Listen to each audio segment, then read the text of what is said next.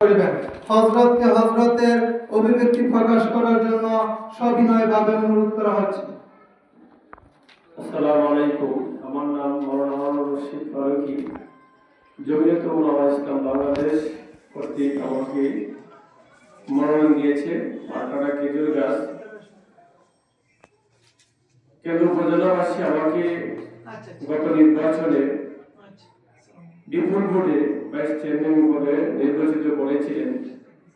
আশা করি আগামী জাতীয় সংসদ নির্বাচনে আমাকে সেই ভাইস চেয়ারম্যান নির্বাচনের মতনই আপনারা আমাকে নির্বাচিত করবেন, সেই ভালোবাসাটুকু দিবেন। কেন্দ্র আটপাড়ার পক্ষ থেকে জাতীয় সংসদে আমি যেন কথা বলতে পারি, কেন্দ্র আটপাড়ার যে অধিকার সেই অধিকার যেন আমি আদায় করতে পারি।